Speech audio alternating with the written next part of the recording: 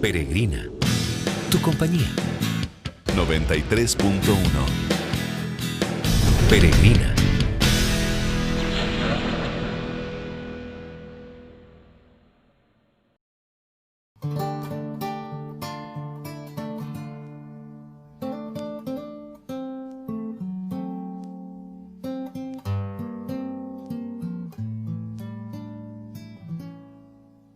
Podría contar de ti 100.000 historias y jamás te haría justicia. Y podría guardar por años tu memoria y proclamar tu gran noticia. Y aún haciendo lo que debo, sigo aún debiendo todo a tu clemencia. Tu paciencia es más de lo que puedo imaginar, ni en 1000 años te podría pagar.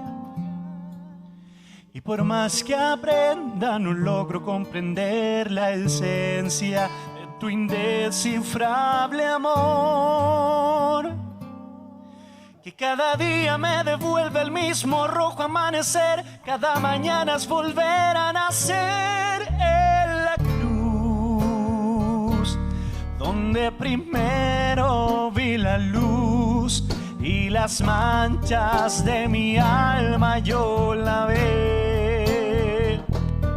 La realeza que se obstina, tu cabeza que se inclina, mi pobreza que termina en la cruz.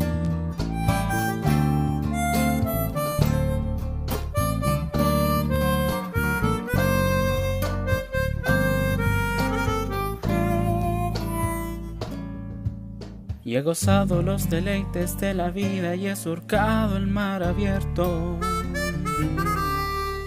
Y he mirado el cielo azul flotando sobre el amarillo del desierto. Y me sigo enamorando cada día de la luz de la mañana. Y aún así despierto siempre en el mismo lugar, en el monte que te oyo gritar. Y por más que aprenda, no logro comprender la esencia de tu indescifrable amor, que cada día me devuelve al mismo rojo amanecer. Cada mañana es volver a nacer en la cruz, donde primero vi la luz y las manchas de mi alma yo lavé. La realeza que se obstina, tu cabeza que se inclina, mi pobreza que termina en la cruz.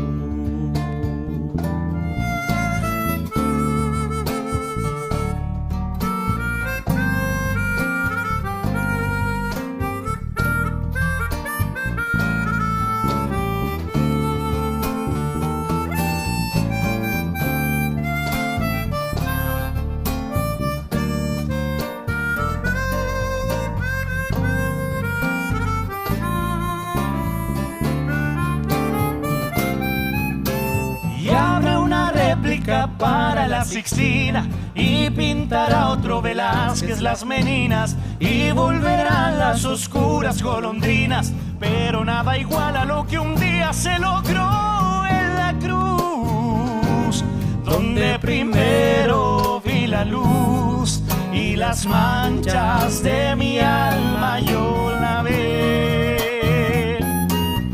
Es mi brasa y es mi hoguera, es mi casa y mi vereda. Todo pasa y todo queda en la cruz.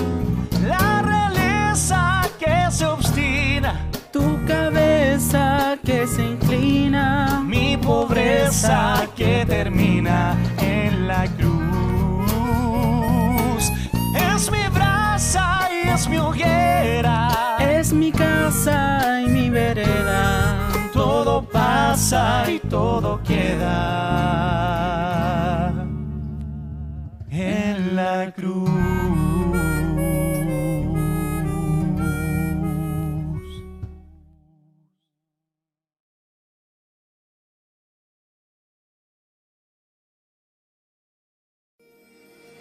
Hola amigos y hermanos de Calama, soy Cristóbal Sepúlveda de la banda Estación Paraíso y quiero mandarles un gran saludo a todos los hermanos que escuchan la radio peregrina y a la iglesia Eclesia Chile, Familia de Dios.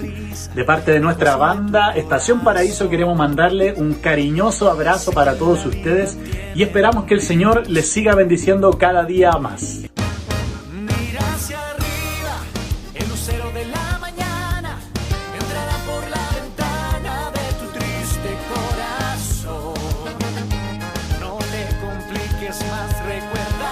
Nuestro Señor en su bendita cruz todo cambió.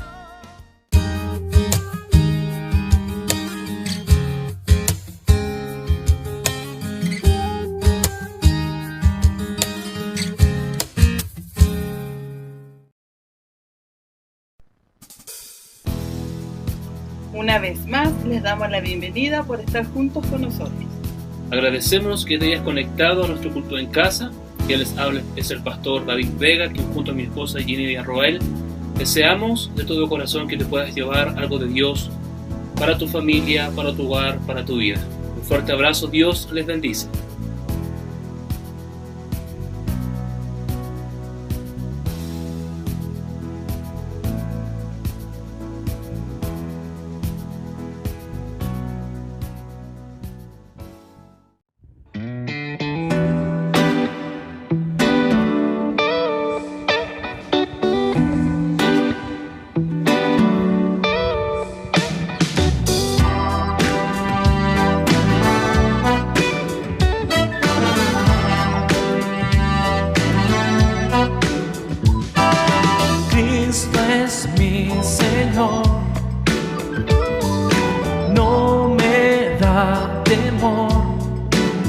declarar al mundo entero de su gran poder, permitir que en mi vida Él se deje ver.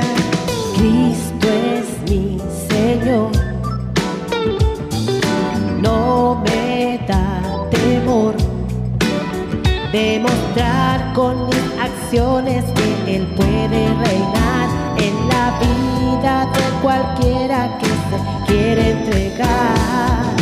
Jesucristo, no me detendré de doblar mi rodilla y mi ser ante tu majestad.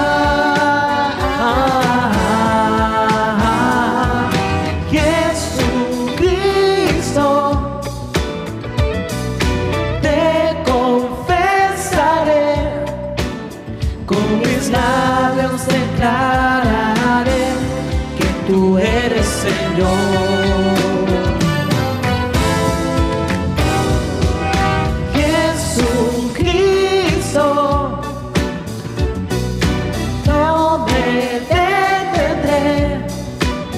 De doblar mi rodilla y mi ser ante tu majestad.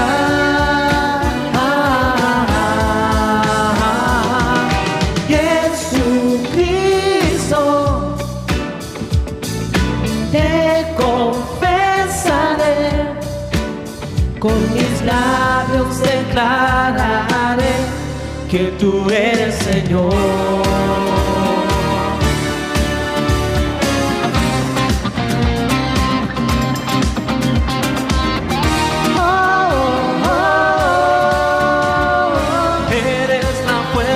Que mueve mi vida, eres mi Dios y tú harás más allá de lo que pueda imaginar, más allá de lo que pueda yo soñar. Eres Dios y harás, eres mi Dios y tú harás más allá de lo que pueda imaginar, más allá de lo que pueda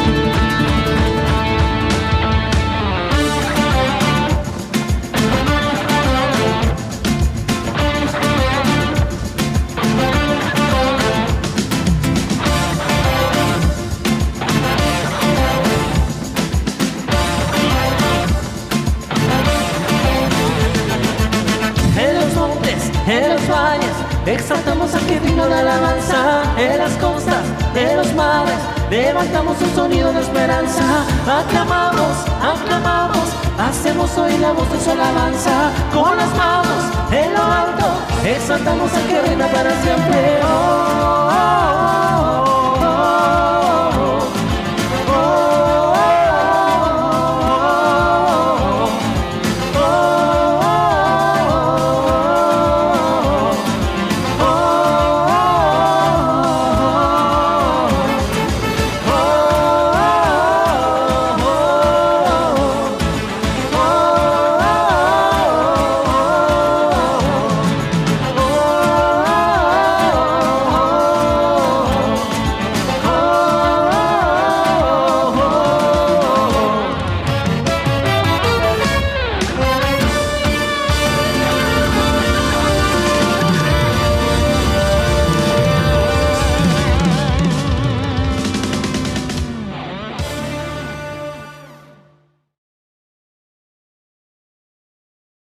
Hola, buenas tardes. Somos la familia Ojeda Carvajal, Carolina Carvajal quien les habla, mi hija Josefa, mi hijo Martín.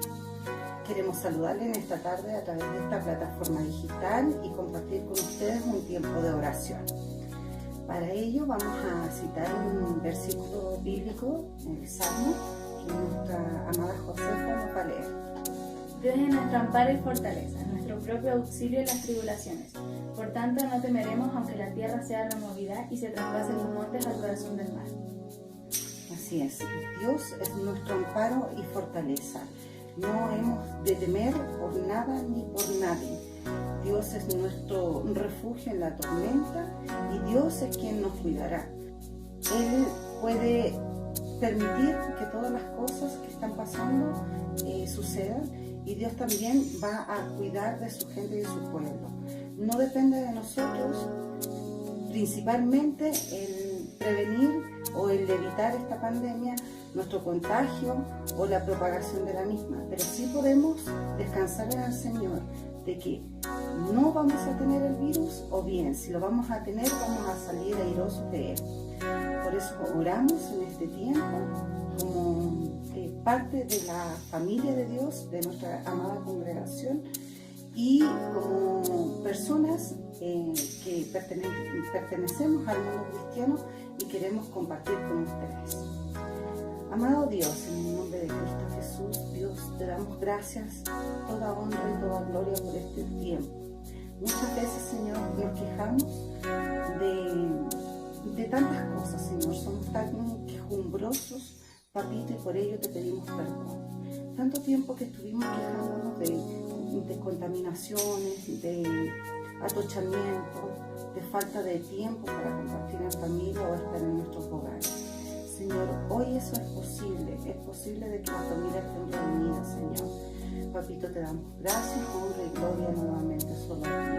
Te pedimos, Señor amado, en esta tarde, que tú seas, Señor, el que esté tomando el control de nuestras vidas, Señor, y que la fe que en cada uno de nosotros exista, Señor amado, sea multiplicada, Señor.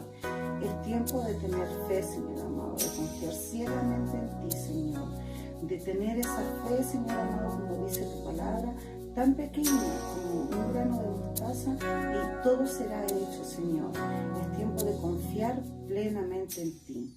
Por eso en esta hora, Señor amado, te pedimos por nuestra nación, por nuestra amada tierra, por nuestra calama, Señor amado, por nuestras personas que son autoridades, Señor, autoridades elegidas por el pueblo, Señor amado, pero también te rogamos por nuestras autoridades en lo espiritual, Señor, por nuestros pastores, los pastores de Calama, Señor amado. Te rogamos también por todos aquellos que son pastores en sus casas, Señor amado, los padres, las madres de familia, así ancianos, Señor amado, y también te rogamos por los hijos, Señor, para que esta vivencia, Señor amado, esta experiencia, Señor, quede grabada en sus mentes como un tiempo de reflexión, como un tiempo de unidad, Señor amado, como un tiempo especial.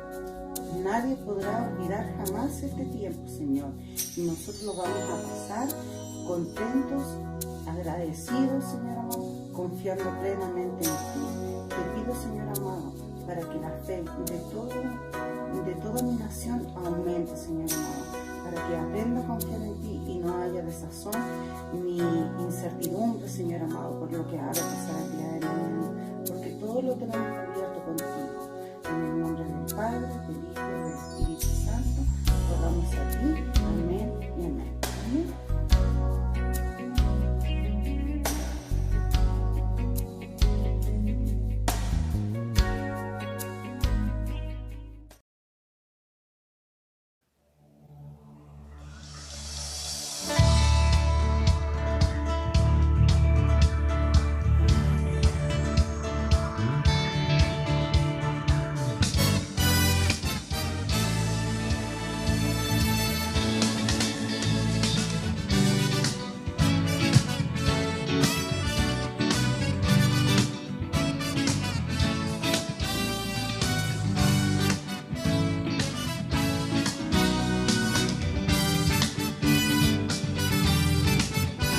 Levantemos nuestras manos y adoremos a Jesús, Cordero de gloria. Exaltemos su incomparable majestad, al que vive por siempre. Al gran yo soy, a Jesús, al que es digno de recibir la gloria, al que es digno de recibir el honor, al que es digno de recibir la gloria, al que es digno de recibir el honor. Levantemos nuestras manos y adoremos a Jesús, Cordero de gloria. Exaltemos su incomparable majestad, al que vive por siempre. Al gran yo soy, al que vive por siempre. Al gran yo soy, al que vive por siempre. Al gran yo soy, a Jesús.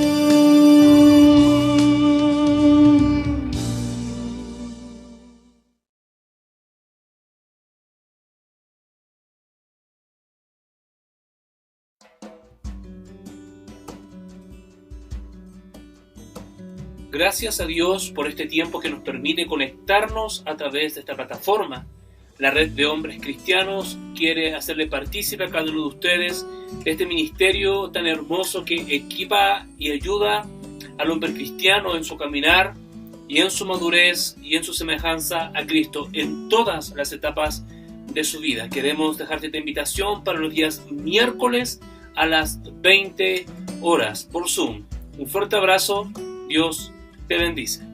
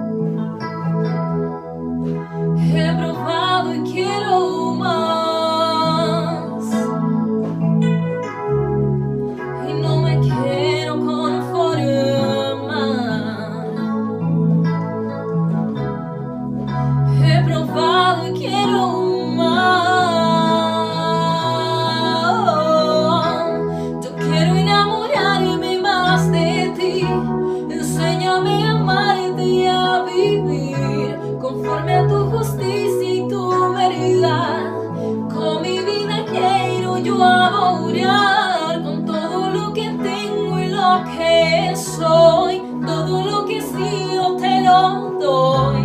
Que mi vida sea para ti como un perfume a tus pies.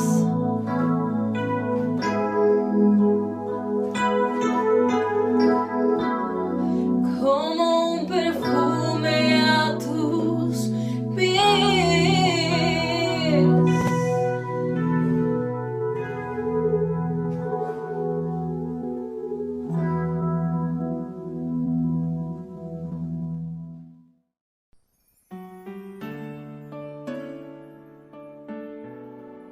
Hola, buenos días. Soy Pilar de la Iglesia Familia de Dios Calama, Chile.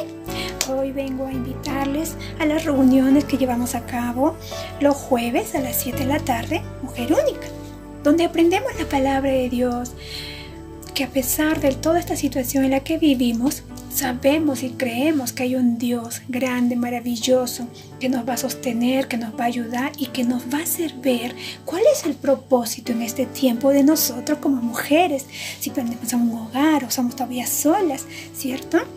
Yo les invito para que usted, hermana, amiga que está viendo este video, se interese por aprender más y conocer más de nuestro Padre Celestial, para que usted pueda ingresar a esta reunión los días jueves. Yo les invito para que usted puedan anotar el número de la hermana Carolina, que es el más 569 50 97 75 70. Ella les ayudará para que ustedes puedan ingresar por esta plataforma y podernos reunir los jueves. Y como les decía, aprender cada día más de nuestro Padre Celestial. Que en medio de todo esto, Él nos va a ayudar a ver cuál es nuestro propósito aquí como mujeres. Que Dios me los bendiga grandemente, que desde acá les mando cariños, abrazos y muchas bendiciones.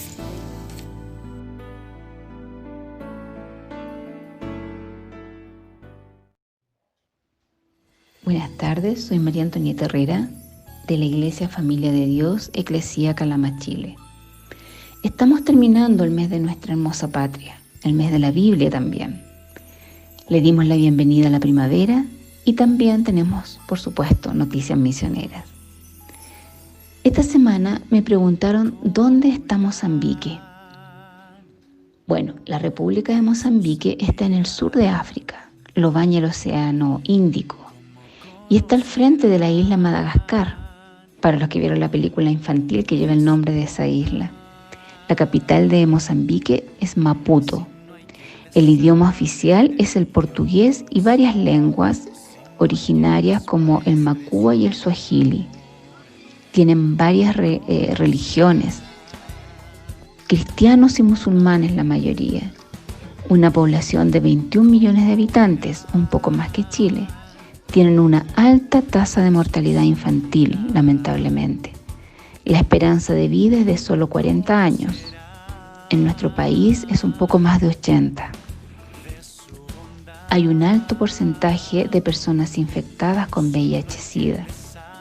Es un país que está muy lejos físicamente, pero muy cerquita de nuestro corazón. Agradezco sinceramente a Dios y a cada uno de ustedes por el espíritu misionero, por compartir la alegría del Señor con estos hermanos que todavía no tienen las mismas oportunidades que nosotros aquí. Como dice el apóstol Pablo en Filipenses, estén siempre llenos de alegría en el Señor. Lo repito, alégrense. Nuestra alegría está en Jesucristo. ¿Y cómo podemos mostrar esa alegría? Con el amor al prójimo, con amabilidad. Por eso damos con alegría. Es imposible sentir todo el amor de Dios y no compartirlo, mostrando nuestra fe con obras de amor y de misericordia. Este mes llevamos 21 niñitas y niñitos apadrinados con $15 mensuales cada uno, que se utilizan en ayuda en comida para esas 21 familias. También se está avanzando en la construcción del templo escuela de Murrapaniúa. El lunes 21 recién pasado, un fuerte viento se llevó el techo de un templo en Napacala. Destruyó el bambú con el que estaba construido. Confiamos en el Señor que todo será restaurado, principalmente las vidas de las personas, tanto de Mozambique como de Chile, tanto como de quien recibe como de quien da. Y me refiero no solo a lo material, sino a lo más importante, la transformación de los corazones, de las vidas, de caminar con Jesús hasta la eternidad. Alabado sea nuestro Señor.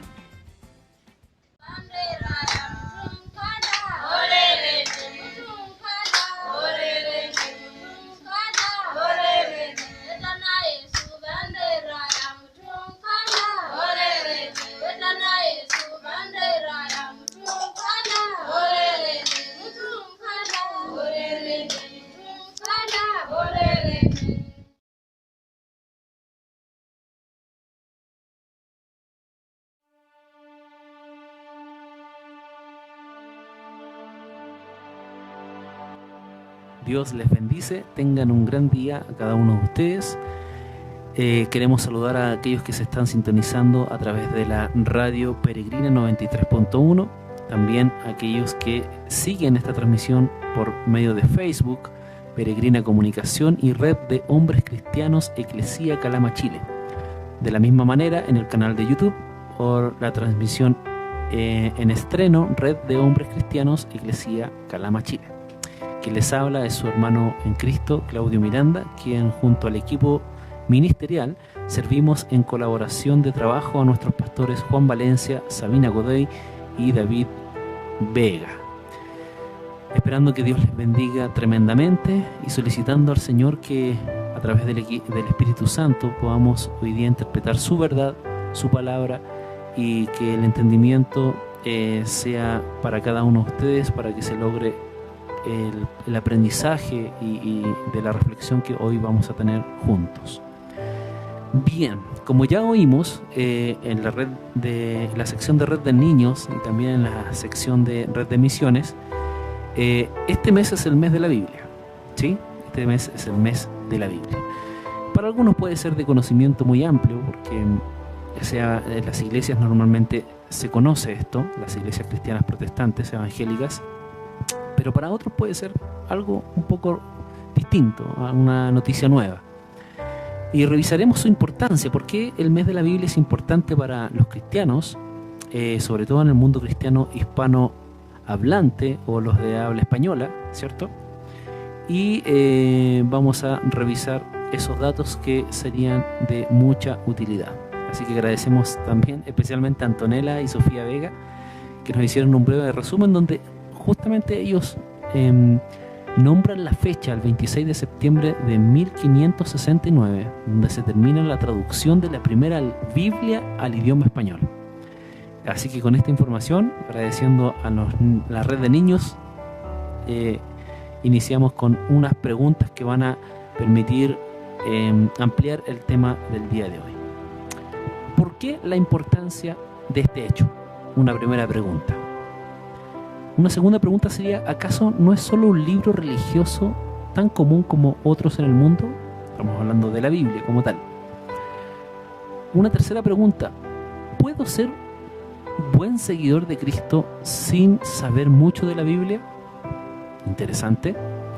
Y una cuarta pregunta, ¿qué tan real o verídicas pueden ser las historias de la Biblia? Estas, como otras preguntas, seguramente nos hemos hecho en alguna ocasión de nuestra vida cristiana, y responderla nos van a ayudar a desarrollar la fe, nos van a fortalecer y nos van a invitar también a conocer este tema tan importante. Bien, como dijo Antonella y Sofía, entonces un 26 de septiembre de 1569 se termina la traducción de la primera Biblia al idioma español. Esto sucede en Suiza, y esto sucede por el ex sacerdote católico Casiodoro de Reina, español por lo demás. Y luego en 1602 se hace una revisión por Cipriano de Valera, que también es de origen español, y curiosamente, si usted tiene una Biblia en casa, popularmente se tiene una versión Reina Valera.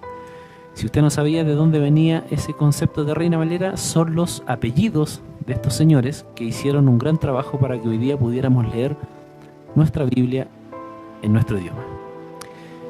Vamos a contextualizar un poco la fecha.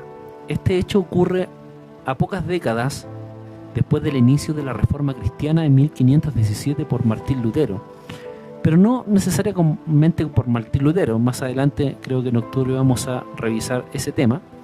Solamente mencionar que en varios países del mundo se gestaba la Reforma Cristiana y en varios países a la vez también se empezaron a traducir las Biblias a sus idiomas natales.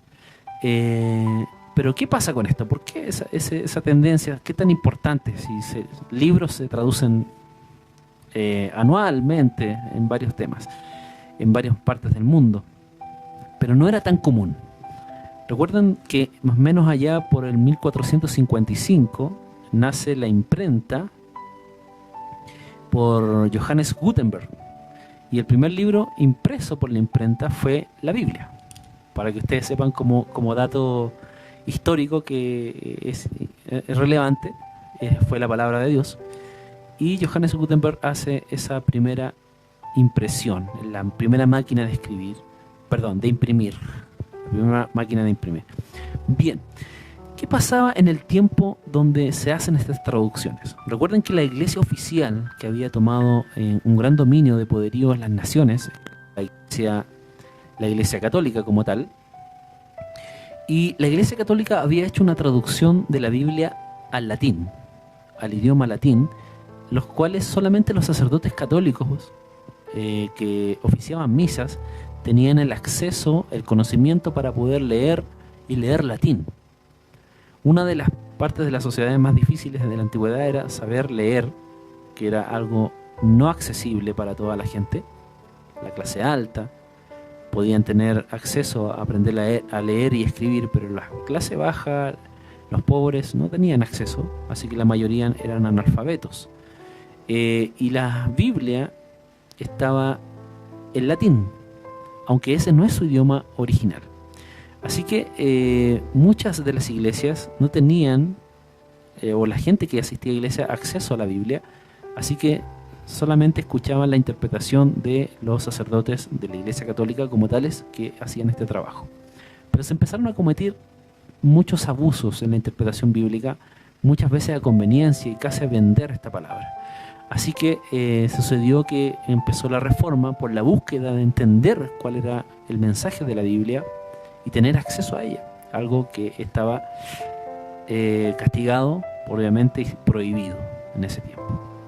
Bueno, para hablar un poquito del concepto de la Biblia, para que ustedes entiendan, es el testimonio que Dios nos deja y nos revela un plan para la humanidad. De eso se trata la Biblia. Y es el registro que nosotros tenemos como fe cristiana. Originalmente los idiomas de la Biblia, ¿cierto?, fueron 3, ¿ya? En esto vamos a nombrar, en el Antiguo Testamento hay 2 idiomas originales con los cuales se escribieron. Hay un idioma bien autóctono del Medio Oriente que se llama arameo. El arameo todavía se habla en algunas regiones de Turquía, en pueblos pequeños, más o menos de 18.000 habitantes que existen aún, pero tiene muchas variaciones distintas al idioma original del arameo, pero era un idioma de esa índole. Y el otro idioma del Antiguo Testamento es el idioma hebreo.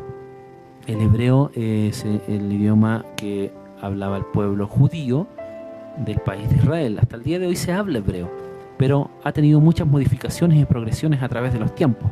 Por lo tanto, no es el mismo hebreo que se habla hoy en Israel, si usted viaja, al de la Biblia. Así que se necesita, obviamente, volver al idioma o al concepto de lenguas antiguas. Y el Nuevo Testamento se escribe en el idioma griego. ¿Qué pasa con este idioma griego? El idioma griego es el idioma oficial internacional de la época. Es como si, para poder entenderlo así, el idioma internacional que se ocupa hoy día en el mundo, si usted quiere viajar, es inglés. Si usted sabe inglés, podría viajar sin problema a cualquier país asiático. Si sabe inglés, se puede comunicar sin problema. Así que el asiático, como en cualquier país de Asia, en Corea, ellos, si saben hablar inglés, usted se va a poder comunicar súper bien con ellos, porque los guías turísticos están entrenados para poder dominar este idioma y sea un idioma común, a pesar que nuestras lenguas natales sean distintas. Pasaba lo mismo con el griego. El griego permitía la comunicación comercial en la antigüedad y era muy útil, por lo tanto el idioma internacional que estaba ahí en las regiones greco-romanas y los idiomas oficiales también que permitían el comercio. Bien, ahora la palabra Biblia viene de una palabra griega llamada biblión, que significa libros o libritos o conjunto de libros, y hace referencia también a una isla que era un puerto en realidad, que en realidad vendía papiros. El papel de papiro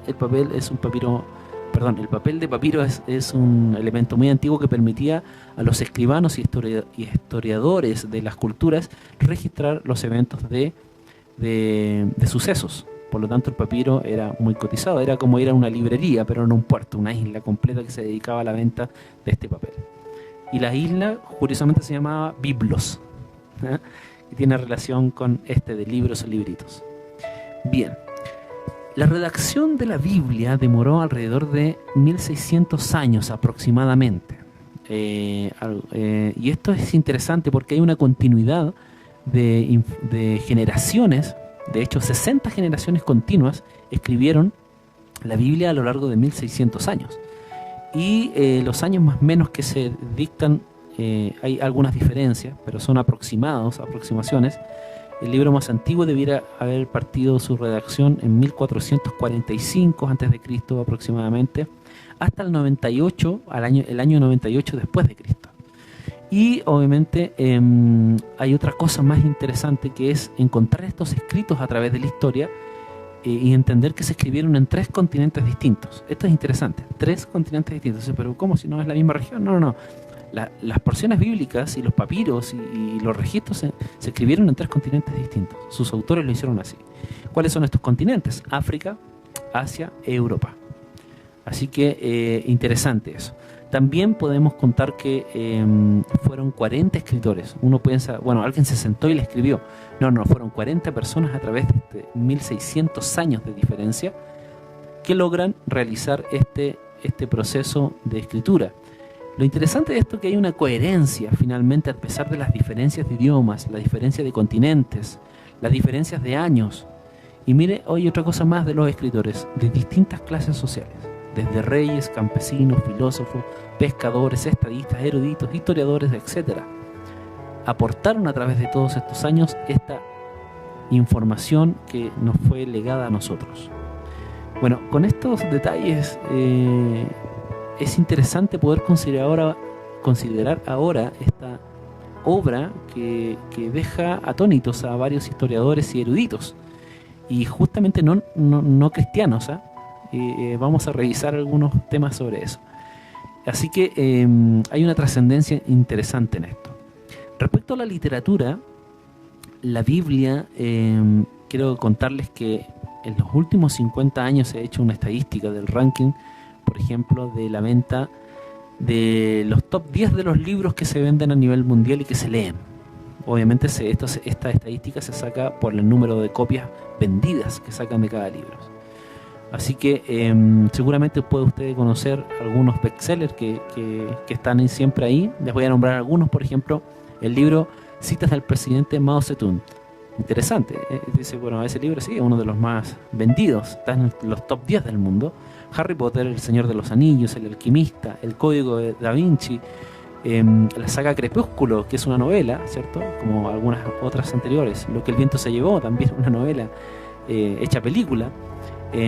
Piense y hágase rico. Y por último, El diario de Ana Frank.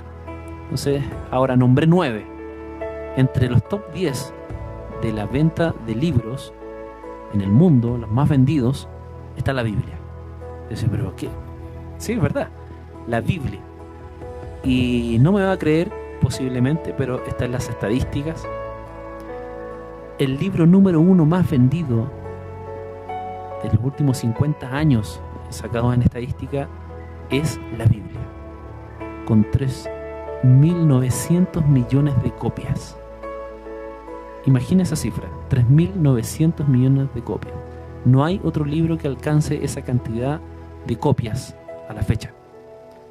Sigue siendo el número 1 de venta. Uno dice, pero ¿será posible que es así? Claro, claro que sí.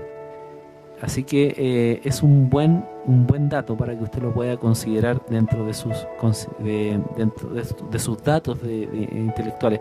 Cuando alguien le pueda menospreciar el libro que usted lee, que estudia, que reflexiona sobre el concepto de Dios y sobre su fe, acuérdese de los datos que estamos hablando el día de hoy. Va a ser de bendición a su vida, créame. Por otro lado, hay una crítica textual, porque recién hablamos de novelas, de ventas de libros, pero también hay una crítica textual, porque seguramente más de alguna persona puede criticar, y está nombrada en una de las preguntas que hice anteriormente, el proceso de si realmente lo que está escrito en la Biblia es verídico. ¿Cómo yo sé que Jesús existió, por ejemplo? Que Moisés existió, que los personajes que usted lea ahí, o es una invención de la iglesia, de los cristianos después de muchos siglos, porque hay historias impactantes, milagros, cosas como la misma resurrección de Jesús.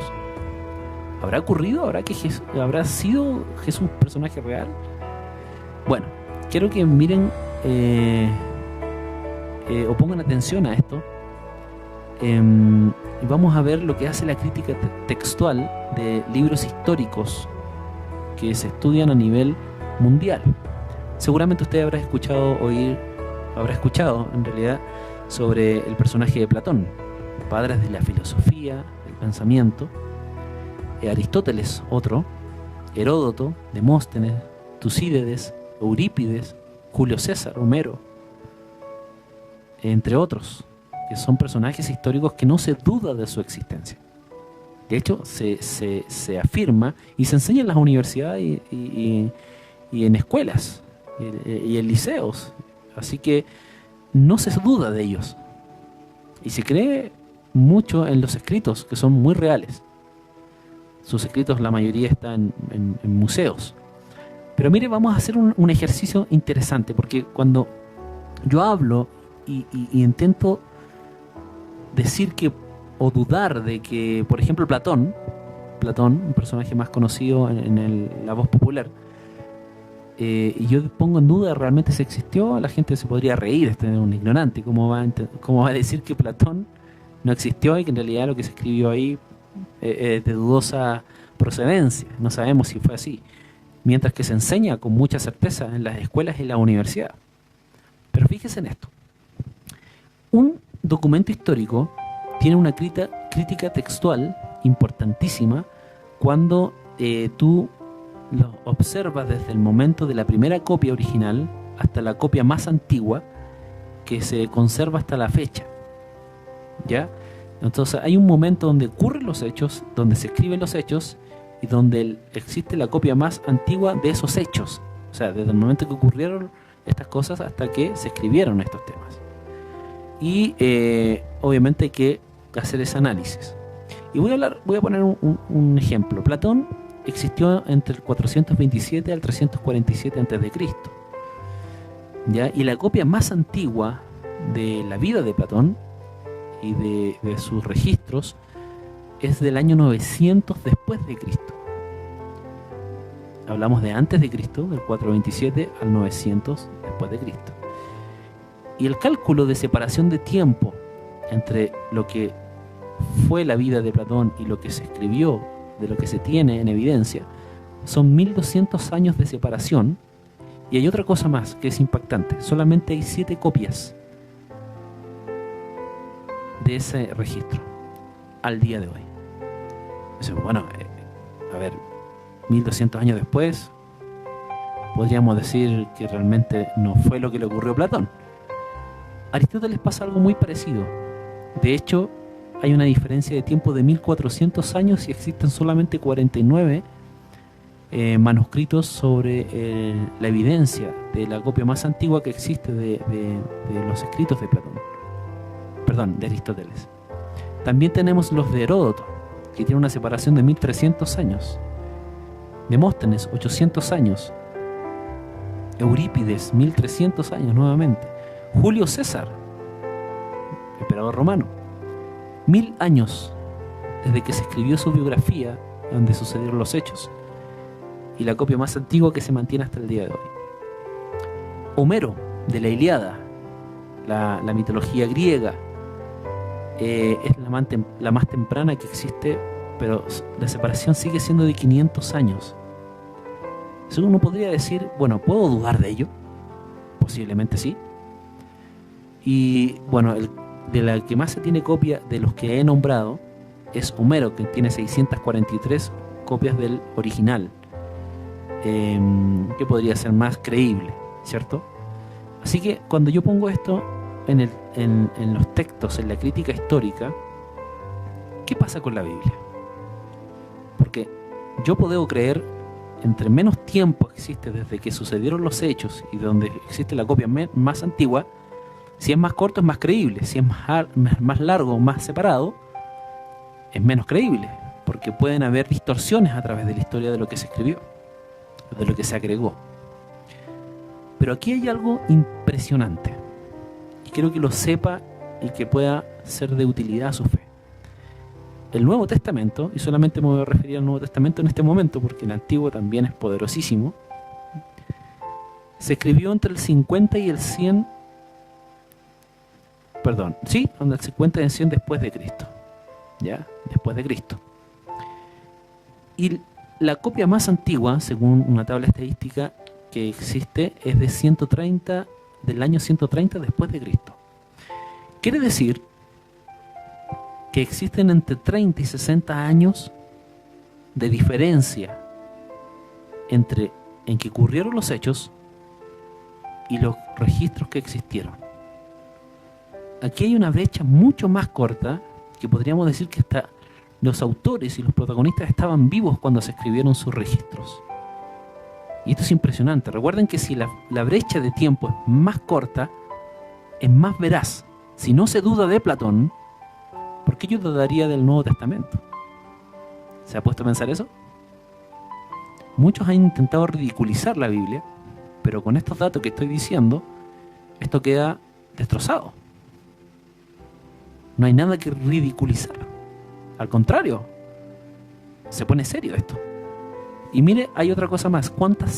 ¿Sabe cuántas copias existen hasta el día de hoy de esos registros? Recuerde que eran registros a mano, escritos en papiro. 5.600 copias. La más alta que habíamos revisado son 643 de Homero. Pero a 5.600 copias, a 30-60 años aproximadamente de diferencia entre los hechos, a diferencia de 1.200, 1.300, 1.000 años, 500 años de diferencia entre los hechos. Piénselo, mire, excelente comparación y hágase ese análisis conmigo. Bien, y le voy a regalar un comentario del señor Nelson Glueck.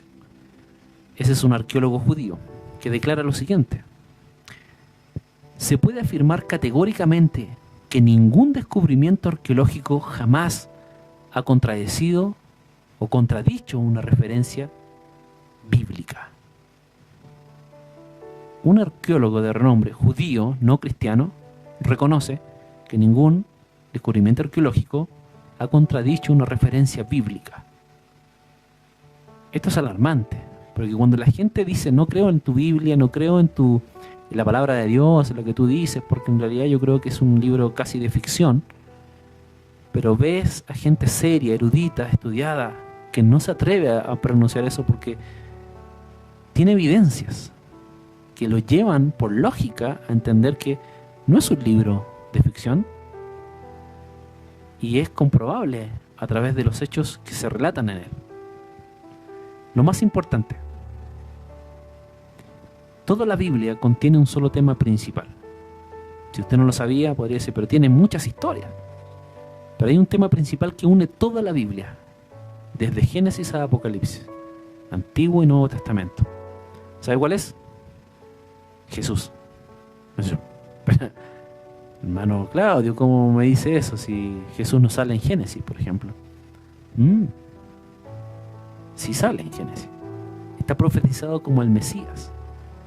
De hecho, ¿saben? Los primeros versos de los primeros capítulos de Génesis, cuando se promete, y Dios promete que Dios enviaría, ¿cierto? Y de la simiente de la mujer, un hijo de Eva, de una mujer en el futuro, vendría y pisaría la cabeza de la serpiente, que es la simbología de Satanás.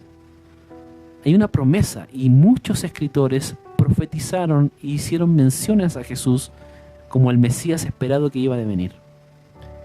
Interesante, desde Génesis hasta Apocalipsis, que se cumple la segunda venida de Jesús en todas sus referencias. Y obviamente el Nuevo Testamento literalmente habla de Jesús como el Mesías. Ahora, no solamente se trata de una mención de Jesús, sino que el apóstol Juan hace una referencia interesante en algunos versos que vamos a leer ahora. Así quiero que me acompañe a ellos. Quiero que me acompañe al Evangelio de Juan, capítulo 1, verso 1, y vamos a leer lo siguiente. Antes del comienzo del mundo ya existía la palabra. La palabra estaba con Dios y era Dios. Estaba ahí con Dios en el comienzo. Todo se hizo por aquel que es la palabra. Sin Él, nada se habría hecho. Él creó la vida y la vida estaba con Él. Y esa vida era luz para la gente. La luz brilla en la oscuridad y la oscuridad no ha podido contra ella. El que es la palabra ya estaba en el mundo. Él creó el mundo, pero el mundo no lo reconoció. Vino al mundo que le pertenecía, pero su propia gente no lo aceptó. Pero los que lo aceptaron y creyeron en Él, les dio el derecho de ser hijos de Dios. La palabra se hizo hombre y vivió entre nosotros, lleno de generoso amor y de verdad. Vimos su esplendor, ese esplendor que pertenece al único Hijo del Padre. ¿Qué es esto que está diciendo el apóstol el apóstol Juan, discípulo del Señor? Él hace una comparación que ninguno de los discípulos hace en los evangelios. Dice que Jesús es la palabra viva. Me está diciendo que la palabra escrita entre el Antiguo y Nuevo Testamento es Jesús hecho carne. Esta comparación deja a muchos pensando de cómo puede hacer esa comparación. Pero miren lo siguiente. Mateo 22, 41 al 46. Aprovechando que los fariseos estaban allí reunidos, Jesús les preguntó: ¿qué piensan ustedes del Mesías? ¿De quién tiene que ser hijo? Contestaron: de David. Jesús entonces añadió: ¿cómo es que David llama al Mesías su Señor en un texto inspirado? Le pregunta. En un salmo dice: el Señor ha dicho a mi Señor, siéntate a mi derecha hasta que ponga a tus enemigos bajo tus pies. Si David lo llama su Señor, ¿cómo puede ser hijo suyo? Y nadie supo qué contestarle. Desde ese día nadie se atrevió a hacerle preguntas. Si notamos la comparación que hace Jesús sobre donde Él declara ser el Mesías que está prometido en las Escrituras, y la comparación que hace Juan, recuerde que Jesús es el tema principal de toda la Biblia, que Jesús mismo es la palabra encarnada físicamente. Y si notamos detalles como por ejemplo que Jesús, siendo un jovencito, un adolescente o un preadolescente, era capaz de poder enseñarle a los maestros del templo sin preparación alguna, preparación académica hablo, porque para que usted pudiera ser un maestro de la ley tenía que ir a la universidad de las sinagogas, estar escuchando y siendo discípulo de los mejores maestros de la ley. ¿Cómo un hijo de carpintero podía enseñarle a maestros. Entonces, esta idea de Juan calza en este concepto. Jesús es la palabra viva. Y parece que fuera literal. ¿Qué podemos decir con esto? Podemos concluir que, primero, la Biblia tiene mucha evidencia para considerarla un documento veraz y creíble por la intelectualidad, por la crítica textual, por su impacto en la sociedad. Y sobre todo por aquellos que opinan sobre ella y no son cristianos. Ahora, hay otra cosa más. Nadie va al Padre si no es por el Hijo. Mire esta escena. Y el Hijo es la palabra encarnada. Entonces, para poder ir a Dios, tengo que primero ir al Hijo. ¿Cómo puedo conocer sobre el Hijo? Conociendo la Biblia. No puedes seguir a Jesús e ignorar su palabra entonces. Porque la única forma de conocer a Jesús, que es la palabra viva, es a través de su palabra escrita. Porque Él la representa toda, Él cumplió toda la ley. Entonces, esta sería una de las contradicciones más horribles que un cristiano podría sostener. ¿Puedo seguir al Señor sin saber su escritura? ¿Sin estudiar la Biblia? Querido hermano, hermana, no puedes. Porque si Juan tiene razón y la interpretación es correcta, Jesús es la palabra viva y Él consumó todo lo que estaba por hacerse en las profecías y por lo que va a suceder también en el futuro. Por lo consiguiente, para llegar al Padre hay un solo camino, una sola verdad y una sola vida. Jesús nos dejó su Espíritu. El Espíritu Santo es aquel que nos inspira y nos da el entendimiento para conocer al Hijo. Y el Hijo es la palabra. El Hijo no está con nosotros hoy día. Jesús está en el cielo, a la diestra del Padre. Y el Espíritu de Dios está con nosotros en la tierra. Por lo tanto, yo no puedo conocer a Jesús carnalmente o físicamente, pero sí lo puedo conocer a través de la Escritura, porque toda la Biblia habla de Él, porque Él es la Biblia entera. ¿Se entiende? Él es la palabra, el logos, dice el griego, el verbo, la palabra. Entonces, Él creó la palabra, Él es la Biblia, las palabras de la Biblia son Él mismo, Él las emanó, Él las inspiró a estos 40 autores para que tuvieran una coherencia a través del tiempo, de las historias, del concepto geográfico, de los idiomas. En resumen, la importancia del mes de la Biblia es hablar de Jesús, porque Jesús mismo es la Biblia. Así que puedo invitarte hoy día a conocer a Jesús a través de sus Escrituras, porque Él es el Verbo y la palabra. Además, tienes al Espíritu Santo para poder comprenderla. Si alguno esté falto de sabiduría, pídala a Dios y Él, que es generoso, la va a dar. No va a negar eso. Eso está en las Escrituras. Así que tenemos una orientación, tenemos la clave, tenemos su registro, su testimonio. Podemos comer de ello. ¿Qué más te falta para acercarte a Dios? ¿Hay alguna excusa? Tu Señor y Creador te ha dejado todo lo que necesitas para conocer a su Hijo y para que Él te lleve a su presencia. Con esto termino la reflexión de hoy. Como dice comúnmente el pastor David Vega, piénsalo. Dios te bendice.